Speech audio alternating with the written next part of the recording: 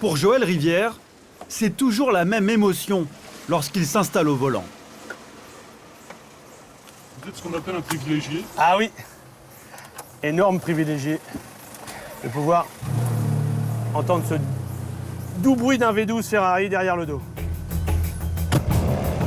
Directement inspiré de la Formule 1, sa voiture est l'une des plus puissantes au monde. Vitesse de pointe, 350 km/h. Vous avez l'impression de monter dans un engin futuriste, de monter dans un engin hors du commun. C'est très important. Et puis, une fois que vous êtes dans cette voiture, vous avez cette odeur de cuir, cette odeur de carbone. Les accélérations sont assez démoniaques quand même. On passe le 0 à 100 en 3 secondes 6. Très rapide et très cher.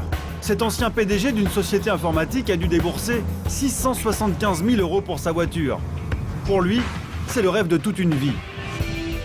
Au départ, moi, quand j'ai vu dans les livres tout petit ce genre de voiture rouge, j'ai dit c'est ça qu'il faut avoir plus tard. Le nom de cette voiture, la Enzo, en hommage au fondateur de la marque, Enzo Ferrari, décédé en 1988. Cet ancien pilote italien a construit un mythe autour de ses voitures en moins de 60 ans.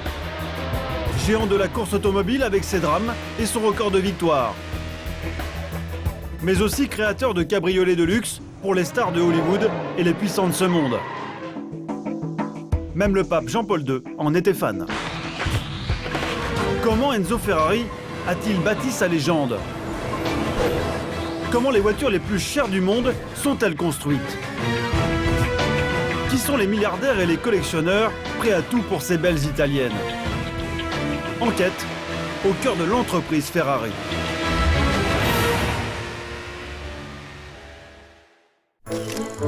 La saga Ferrari, c'est avant tout l'histoire de cet homme au destin exceptionnel, Enzo Ferrari. Il naît en 1898 à Modène, dans une Italie qui découvre les sports mécaniques. Le petit Enzo, fils de mécanicien, succombe à la passion du sport automobile et à 20 ans, il décide de devenir pilote pour gagner sa vie. Le voici au volant de sa première voiture, une Formule 1 de l'époque. Surdoué du pilotage et mécanicien hors pair, il transforme les tacos qu'on lui met entre les mains en vrai bolide et remporte plusieurs courses prestigieuses. Comme ce jour de 1924, où une comtesse italienne l'attend après la ligne d'arrivée. Tombée sous le charme du vainqueur, elle lui offre cet écusson figurant un cheval cabré. Une drôle d'histoire qui va devenir une légende. Enzo n'est plus là pour la raconter. Mais un autre homme la connaît par cœur, c'est son fils, Piero Ferrari. C'est encore un plaisir pour vous de conduire une Ferrari? Oui, c'est toujours un plaisir. J'en conduis depuis que j'ai 18 ans et je ne m'en lasse pas. Piero est vice-président de Ferrari. Le cheval cabré est l'emblème de l'entreprise fondée par son père. L'histoire du cheval, c'est une vieille histoire. Quand mon père était pilote, c'est la mère d'un as de l'aviation italienne, appelé Francesco Baracca, qui lui a offert en guise de porte-bonheur. Francesco Baracca avait choisi le cheval cabré comme symbole de l'intrépidité. Il est mort au combat en héros national. Mon père l'a adopté comme emblème quand il a fondé son équipe de course. Il a ajouté le fond jaune car c'est la couleur de Modène, sa ville natale. Le logo de la marque est né. Enzo Ferrari le plaque alors sur toutes les voitures qu'il engage en course. Dans les années 30, fini le pilotage, le génie de la mécanique est appelé à de plus hautes fonctions. Il dirige tout le département compétition d'un prestigieux constructeur italien, Alfa Romeo. Mais malgré les victoires, c'est la brouille. Les dirigeants d'Alfa Romeo lui reprochent son caractère arrogant, orgueilleux et autoritaire. Enzo Ferrari n'aime pas perdre et ne supporte pas les ordres, à l'image de son personnage historique préféré. Vous admirez beaucoup Napoléon, pourquoi? J'ai lu beaucoup de choses sur Napoléon. C'était un très bon général. Un mathématicien hors pair aussi. Il suffit de voir le siège de Toulon d'ailleurs. C'était aussi un bon législateur et un grand séducteur. Fini Alfa Romeo, le Napoléon de la course automobile se retrouve privé de voiture à la fin des années 30. Tout aurait pu s'arrêter là. Ce sont les coups de canon qui vont faire basculer son destin. La Seconde Guerre mondiale éclate, Mussolini est allié à Hitler. Dans l'Italie fasciste, Enzo Ferrari doit participer à l'effort de guerre. Il crée son propre atelier de mécanique et construit de petits moteurs d'avion. Mais en secret, l'ancien pilote dessine les plans de la voiture de course qu'il rêve de construire une fois la paix revenue.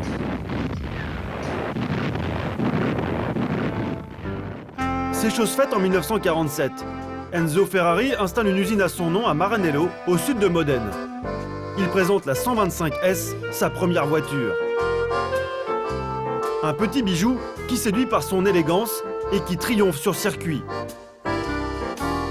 La voiture remporte d'étonnantes victoires à plus de 180 km/h, un record à l'époque.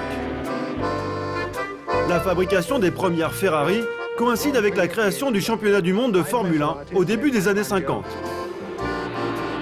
C'est sur les circuits de Grand Prix que la marque va se bâtir une notoriété internationale. Les pilotes sont les nouveaux aventuriers de ce monde d'après-guerre. Et les pilotes Ferrari enchaînent les victoires, comme ici au Grand Prix d'Allemagne. Mais c'est surtout le légendaire Fangio qui va attirer l'attention des médias sur Ferrari. Comme ici en 1956, lorsque Fangio devient champion du monde. Et un Grand Prix de plus pour le pilote qui est devenu une légende. Mais la course, ça coûte très cher. Alors Enzo Ferrari a une idée toute simple. Il décline ses engins de course en version berline et cabriolet de luxe pour les vendre à de riches passionnés qui veulent la même voiture que Fangio. L'argent récolté sert à financer la compétition. Cette idée toute simple est un authentique coup de génie, selon Francis Monsnerg, journaliste et auteur d'un livre sur l'histoire de la marque. Le nerf de Ferrari, c'était vraiment sa raison d'être, c'était la course, uniquement la course. Et Ferrari va se dire, si je vends des voitures que les gens vont pouvoir utiliser au quotidien, je vais avoir là une source de revenus formidable. Et ça marche. Le roi Léopold de Belgique, la princesse Marie-Gabrielle de Savoie, ou encore le réalisateur Roberto Rossellini. Tout le monde veut une Ferrari. On se presse à Maranello et c'est Enzo Ferrari qui remet les clés en personne. Même l'acteur et réalisateur français de la nouvelle vague Roger Vadim viendra chercher ce modèle de 1961 pour l'offrir à Brigitte Bardot. Ferrari devient très présent dans les magazines, dans les journaux. C'est un marketing vivant avec ce qu'on n'appelle pas encore le people. Les gens se font faire des voitures sur mesure.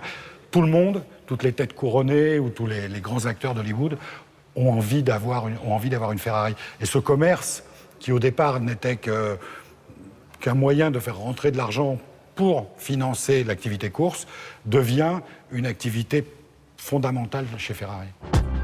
Enzo Ferrari construit des modèles uniques. C'est ce qui plaît aux stars et aux puissants. Alors, il va exploiter le filon. Dans l'atelier de Maranello, les carrosseries sont assemblées une à une.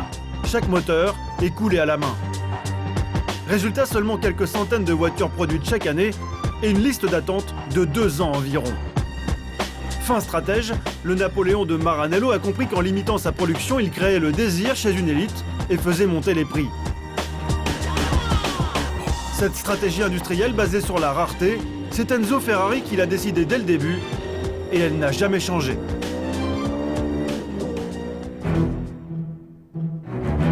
Nous sommes à Maranello. Voici l'usine Ferrari aujourd'hui. Plus vraiment l'atelier des années 60.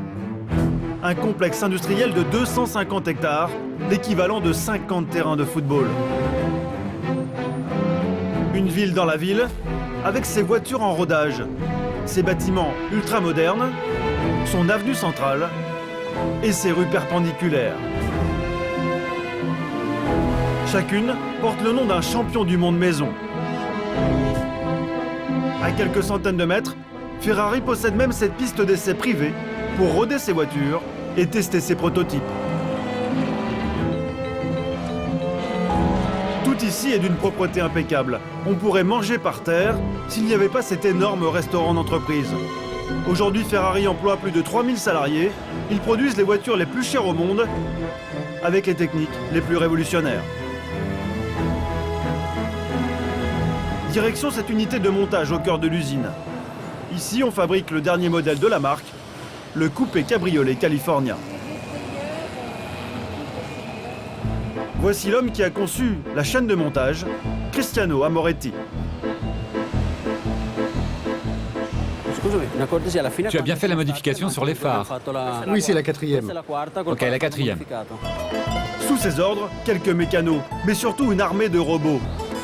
Cette unité d'assemblage ultramoderne a été dessinée par l'architecte français Jean Nouvel. Elle concentre toutes les dernières technologies. On utilise ces énormes mâchoires. C'est très beau à voir. Mais surtout, les mâchoires pivotent, ce qui permet de tourner la voiture. Les ouvriers peuvent alors travailler avec les bras à l'horizontale.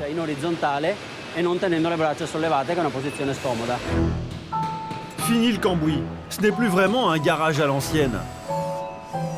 Quand les Ferrari ne tombent pas du ciel, elles sont transportées par robots. D'un côté la carrosserie, de l'autre le moteur monté sur ses roues. Les deux parties s'assemblent comme par magie, sans aucune intervention humaine.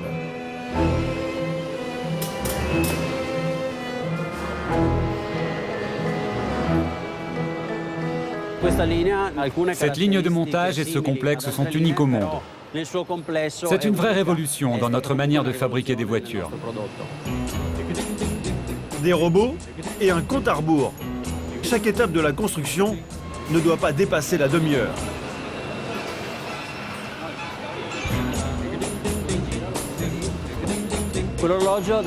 L'horloge calcule l'avancement de la ligne. Et toutes les 30 minutes, c'est elle qui donne le tempo.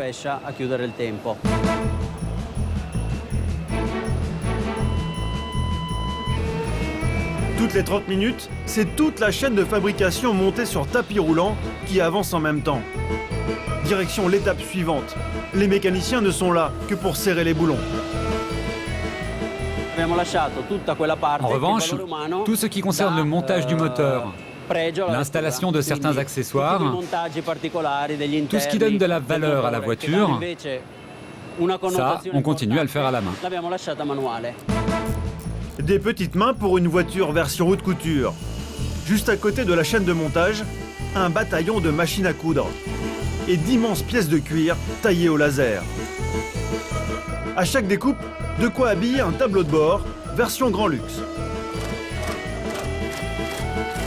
Chaque pièce est ajustée au millimètre près.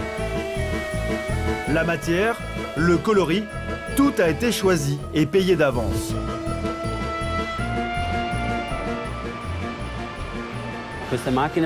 Toutes ces voitures sont personnalisées pour chacun des clients. Si on regarde celle-ci, par exemple, on va voir sa destination. Celle-ci est pour un client français. Il a choisi le rouge course pour la peinture, du cuir pour les finitions intérieures et des écussons sur les côtés. Cette voiture est différente de toutes les autres, grâce à ses options qui la rendent unique. Résultat, une voiture cousue main à 170 000 € prix d'entrée. Et c'est loin d'être fini. Pour corser l'addition, à l'autre bout de l'usine, il y a Federico Pastorelli. À chaque fois qu'un client commande une Ferrari, il passe chez lui pour choisir les options.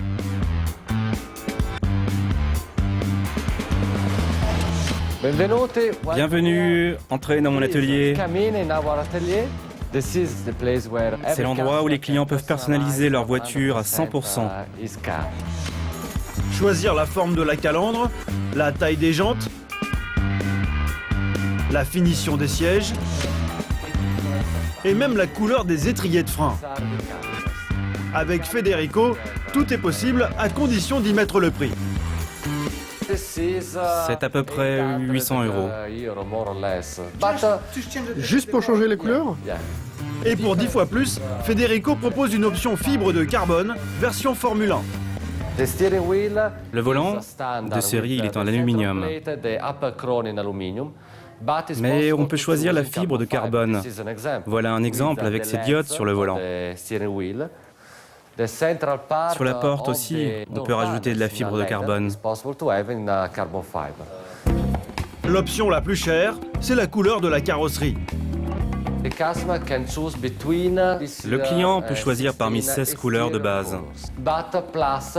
Mais on propose aussi 10 couleurs en option, inspirées de certains modèles des années 50 et 60. Et c'est cher? Non, pas tant que ça, 7 000 €. En moyenne, ça fait au total 11 ou 12 000 € d'options par voiture. 12 000 €. Les options chez Ferrari, c'est le prix d'une petite voiture neuve chez un constructeur français. Ça aussi, c'est une option très importante, c'est l'écusson. 9 clients sur 10 le veulent. Et combien ça coûte? Aux alentours de 1 000 €. Ici, rien de gratuit. Au final, c'est une voiture à 200 000 € en moyenne qui sera vendue. Et même à ce prix, c'est la moins chère des Ferrari. Comme au temps d'Enzo, la production est volontairement limitée. Des voitures comme celle-ci, on n'en fabrique que 16 par jour. Les clients doivent payer d'avance et patienter 2 ans en moyenne sur une liste d'attente.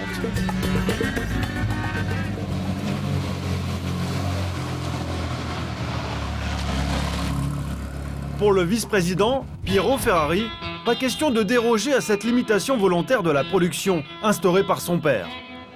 Mon père disait toujours, une Ferrari doit être désirée. Elles sont construites une par une, sur mesure pour chaque client. Et ça se mérite. Vous n'avez pas de stock, c'est normal? Oui, c'est normal. Et en cette période de crise économique, c'est très important pour nous de ne pas avoir de stock. Pas de stock, une voiture prépayée, un carnet de commandes plein 2 ans à l'avance. C'est le secret de la bonne santé de Ferrari. 2 milliards € de chiffre d'affaires en 2008, record historique. La marque se paye même le luxe de n'avoir jamais fait la moindre publicité. Selon Jacques Séguéla, le célèbre publicitaire français, c'est un cas très rare et on le doit au génie d'Enzo Ferrari. Alors ça, si ça te saute à la gueule, bah alors c'est l'Enzo. C'est un fils de pute parce qu'il a tout compris de la publicité non payante, car il aura, grâce à sa Formule 1 et grâce à la beauté de ses voitures, toute la presse du monde qui va lui offrir gratuitement sa publicité, alors que les autres constructeurs vont payer très cher pour se faire connaître. Et il va chaque fois signer de cette couleur rouge qui est un rouge à nul autre pareil, qui n'a rien à voir avec le rouge Saint-Laurent, qui n'a rien à voir avec le rouge de Coca-Cola, qui est le rouge Ferrari, qui porte bien son nom, et que personne ne pourra jamais lui voler. Ce rouge, Enzo Ferrari l'a choisi tout simplement parce que c'était la couleur imposée aux voitures italiennes dans les compétitions internationales d'avant-guerre. Mais à la fin des années 60, les rouges gagnent moins, les ventes stagnent, et surtout les coûts de production sont exorbitants, alors que la crise économique des années 70 s'annonce. Enzo Ferrari décide alors de s'allier à Giovanni Agnelli, le patron de Fiat. Le géant automobile italien a fait fortune sur un créneau totalement différent, celui de la voiture populaire, petite et pas chère, la fameuse Fiat 500. Le mariage des extrêmes a lieu le 21 juin 1969. À 71 ans, El Commendatore, comme on le surnomme, se résout à céder 50% de l'entreprise qu'il a créée de ses propres mains. Ce jour-là, son fils Piero, à gauche sur la photo, l'accompagne. C'était un jour triste pour votre père? Oui, céder la moitié de sa créature, une société qu'il avait mis tant d'énergie à construire, c'est forcément triste. Mais d'un autre côté, la production cessait d'être un problème quotidien. C'est désormais Fiat qui nommait les managers et gérait tout l'aspect industriel. Vous pensez que ça a sauvé Ferrari? Bien sûr, ça a permis à l'entreprise de se développer, de se moderniser. Mon père, lui, a pu se concentrer sur ce qu'il aimait avant tout, la course automobile, et ça jusqu'à la fin de sa vie. Fini l'esprit Ferrari? Pas du tout. L'alliance avec Fiat permet de traverser la crise, les chaînes de montage de Maranello se modernisent. Et certains modèles vont même connaître une renommée inattendue, comme cette 308, rendue célèbre par un détective moustachu. Dans la série Magnum, elle devient une vedette planétaire. Grâce à Tom Selleck, il s'est vendu plus de 308 que tous les autres modèles de la marque depuis 1947. Et pourtant, ce n'est pas totalement une Ferrari. Selon le journaliste Francis Monsnerg, c'est aussi un peu une Fiat. On peut le retrouver sur certains accessoires. Vous avez ici, par exemple, des petites manettes, voilà, des choses comme ci, ou des touches que vous pouvez retrouver à plat sur les consoles. Ce sont des petits accessoires qui étaient achetés chez Fiat et donc qui permettaient de faire des économies. Des économies compensées par de belles trouvailles techniques, comme ces phares escamotables qui vont faire de la 308 un must chez les gens pressés. Sur l'autoroute, c'était formidable parce que les gens vous voyaient arriver dans le rétroviseur, s'ils ne se poussaient pas, vous leviez les phares et là, vous deveniez le roi du monde. Se sentir puissant au volant d'une Ferrari, un sentiment pour lequel certains mordus sont prêts à toutes les folies. Direction le circuit du Vigan dans la Vienne. Aujourd'hui, c'est l'un des plus gros rassemblements de Ferrari de l'année. Fini le style Dolce Vita aux courbes arrondies, depuis les années 80, ce sont les descendantes de la 308 qui font rêver. Lignes agressives et angles saillants, un symbole des années fric. Moi, je l'ai fait. Et la star du jour ici, c'est Joël Rivière. Rappelez-vous, c'est le propriétaire de la Enzo. Il est venu avec sa prestigieuse voiture. C'est la 288 GTO. Mais pas seulement. Après, la F40. Ce passionné, ex-président d'une société informatique, s'est offert les 4 cylindrés les plus convoités.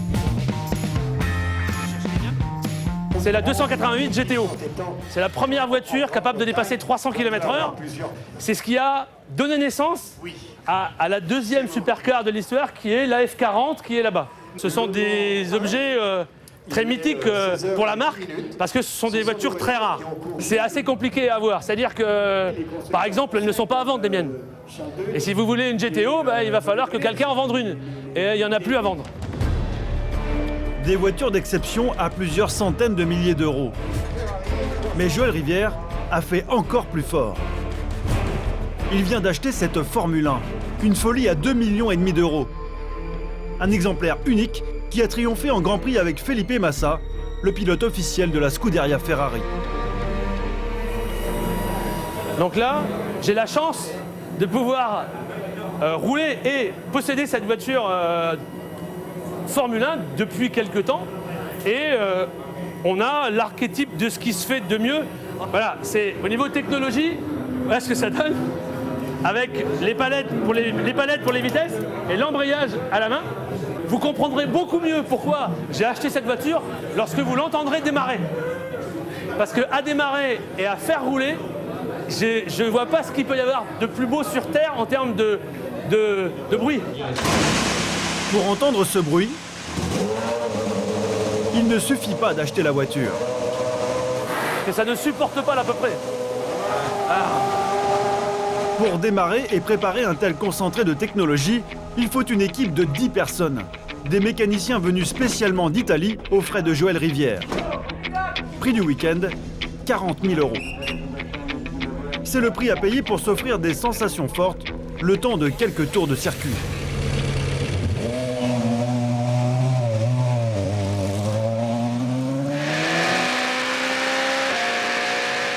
Aujourd'hui, Joël Rivière a un peu l'impression de participer à la légende Ferrari, sur les traces de Fangio, Prost ou Schumacher. 16 titres de champion du monde des constructeurs, 209 victoires en Grand Prix, 15 titres de meilleur pilote, dont 7 pour Michael Schumacher. Un tel héritage, ça met forcément la pression.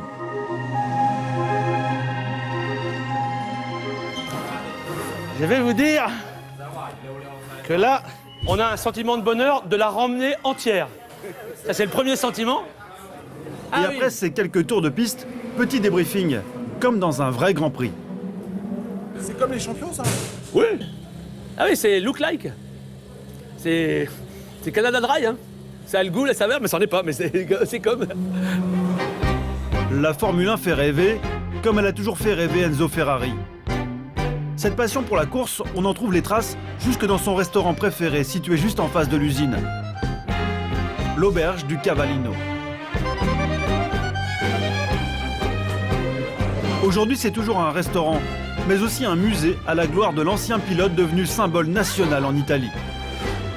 Ce restaurant, c'était un peu son deuxième bureau. Jusqu'à sa mort, El Commendatore a eu sa table réservée 7 jours sur 7. Pas dans la grande salle du restaurant, mais dans une arrière-salle interdite au public. Impossible d'aller voir. C'est privé. Pas besoin de négocier bien longtemps pour qu'on nous montre ce qui fait la fierté de l'établissement. Venez avec moi. C'est par là qu'il passait.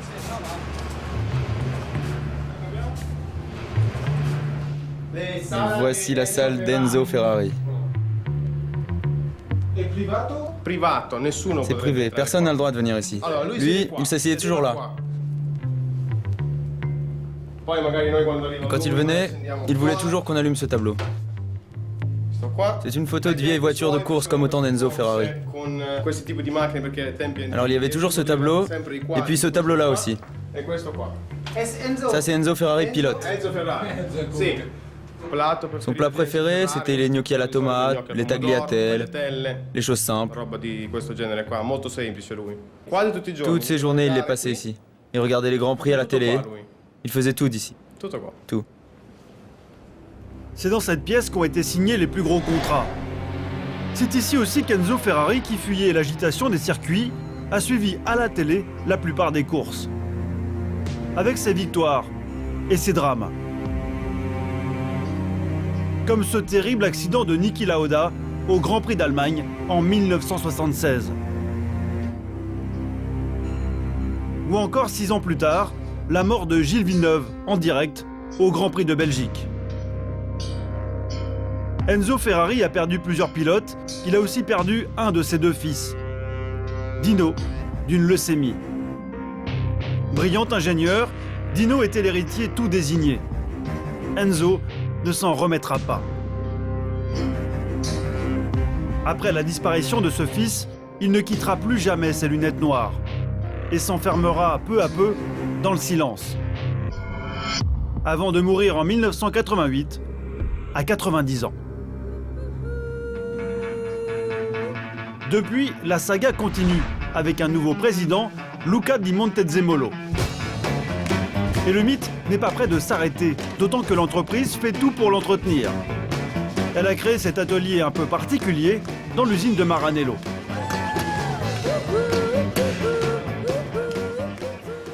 Voilà, alors on se déplace à l'atelier. Ici, Roberto Veglietti rénove de vieilles carcasses confiées par des collectionneurs fortunés.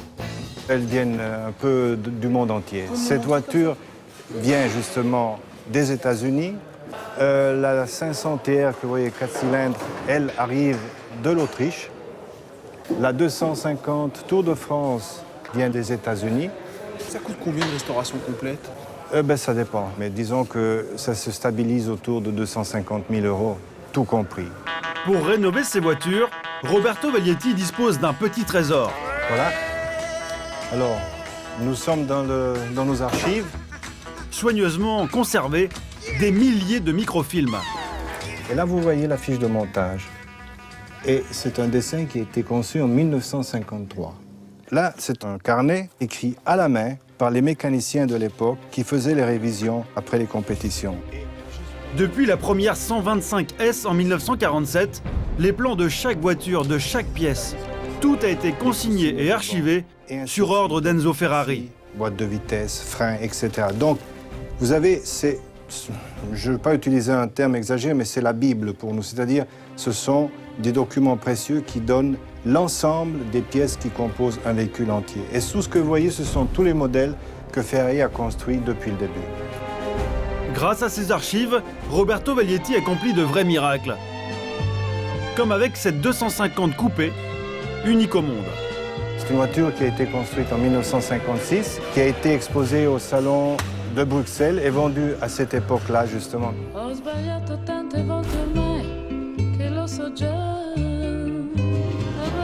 Voilà ce que vous pouvez voir comme révision. C'est comme si la voiture sortait d'usine en 1956. Exactement ça. Aujourd'hui, ce petit bijou est estimé à 1 200 000 €, 6 fois plus que la dernière Ferrari neuve.